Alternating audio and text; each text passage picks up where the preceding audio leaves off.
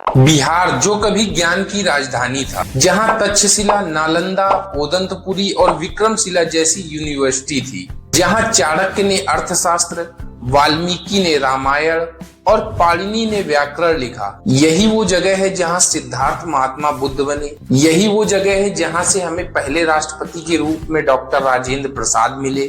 यही वो जगह है जहां का अशोक चक्र हमारे तिरंगे की शान बढ़ाता है। यही वो जगह है जहां मगध साम्राज्य की राजधानी पाटलिपुत्र थी, जो आज का पटना है। इतनी बड़ी विरासत रखने वाला बिहार आज कैसे देश का सबसे पिछड़ा हुआ राज्य बन गया? आज वही बिहार अनएम्प्लॉयमेंट, गरीबी और पलायन का सिंबल कैसे बन गया? आज बिहार के लोग रोजगार के लिए अपने घर को छोड़ने पर क्यों मजबूर हैं? कभी विश्व गुरु कहा जाने वाला राज्य आखिर इतना पीछे कैसे चला गया? चलिए जानते हैं आखिर बिहार क्यों भारत का सबसे पिछड़ा हुआ राज्य बन गया।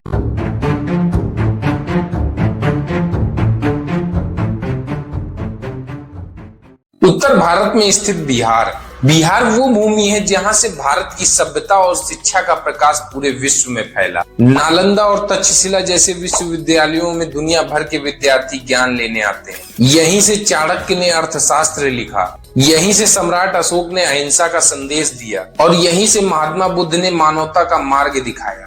आज भी बिहार के लोग पूरे देश में मेहनत के लिए जाने जाते हैं। अगर किसी राज्य से सबसे ज्यादा आईएएस और आईपीएस आते हैं तो वो बिहार है। बिहार से ही आने वाले बहुत सारे लोगों ने पूरी दुनिया में अपना नाम किया।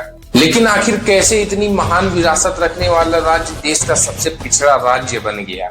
इसके पीछे छिपे एक नहीं कई सारे कारण। अगर मैं कारणों को जानने से पहले बिहार से ही जुड़े हुए कुछ आंकड़े आपको बताऊं, नीति आयोग की रिपोर्ट बताती है कि बिहार की 33% आबादी अभी भी गरीबी रेखा के नीचे है। वहीं अगर हम लोग भारत का एवरेज देखें तो मात्र 11% है। बिहार में प्रति व्यक्ति आय मात्र 66,000 रुपए है। वहीं अगर हम भारत की देखें तो बिहार से लगभग 3 गुना ज्यादा 1,80,000 रुपए प्रति व्यक्ति आय है। एक रिपोर्ट ये भी बताती है कि बिहार के लगभग 1/3 परिवारों की मासिक आय 6,000 रुपए या उससे कम है। सोचिए इतने कम पैसों में एक परिवार महीने भर का खर्चा कैसे चलाता होगा। बिहार के पिछड़ा राज्य बनने का सबसे पहला कारण है औद्योगिक पिछड़ापन। अंग्रेजों के समय से ही जहां भारत के दूसरे हिस्सों में उद्योग लग रहे थे, बंगाल, कर्नाटक, महाराष्ट्र जैसे क्षेत्र विकास की नींव रख रहे, तब बिहार को केवल कच्चे माल का स्रोत बना दिया गया। कोयला, लौह अयस्क, गन्ना, ये सब बिहार से अंग्रेजों ने निकाला, लेकिन बिहार में कभी फैक्ट्रियां नहीं लगाई। अंग्रेजों ने बिहार के संसाधनों का शोषण किया पर निवेश कभी नहीं किया। यहीं से बिहार के पिछड़े राज्य बनने की शुरुआत हो चुकी। बिहार के पिछड़ने का दूसरा मुख्य कारण था झारखंड का अलग होना। साल 2002 में झारखंड को बिहार से अलग कर एक नया राज्य बनाया गया, जो कि बिहार के लिए एक बड़ा झटका था। बिहार की 60% से ज्यादा प्राकृतिक संपत्ति, कोयला, लौह अयस्क, जंगल और वहाँ के उद्योग झारखंड में जा चुके थे। अब बिहार के पास केवल कृषि पर निर्भरता थी, लेकिन उसके साथ ही बिहार एक गरीब और संसाधन विहीन राज्य था। विभाजन का ही असर था जो कि आज बिहार में साफ साफ दिखाई पड़ता। तीसरा कारण था बिहार की राजनीति, जो बिहार के पिछड़ने का सबसे बड़ा कारण। बिहार की राजनीति ने राज्य को सबसे ज्यादा पीछे धकेला। आजादी के बाद से अभी तक बिहार की राजनीति परिवारवाद, जातिवाद और सत्ता संघर्ष पर टिकी हुई है। जहाँ दूसरे राज्यों में नए नए उद्योग लग रहे, वे शिक्षा और इंफ्रास्ट्रक्चर पर ध्यान दे रहे थे, वहीं बिहार में नेताओं ने जनता को जाति और धर्म के नाम पर बांट दिया, जिसका असर आज भी दिखता है। आज अगर आप बिहार में किसी से जाकर पूछो आप किसे वोट देंगे, तो वो कहेगा मैं अपनी जात वाले को ही वोट दूंगा। 1990 के दशक का वो समय भी आया जब बिहार की पहचान जंगल राज से होने लगी। अपराध, भ्रष्टाचार और खराब कानून व्यवस्था ने निवेशकों को दूर भगाया। अगर कोई बिहार में उद्योग लगाने आया भी तो नेताओं के भ्रष्टाचार के कारण वो वहां से चला गया। यही वजह थी जो उद्योग बिहार में आना चाहिए था वो गुजरात, महाराष्ट्र, दिल्ली जैसे राज्यों में चला गया। चौथा कारण है शिक्षा और पलायन। नीति आयोग की रिपोर्ट बताती है कि बिहार की साक्षरता दर 61.8% है।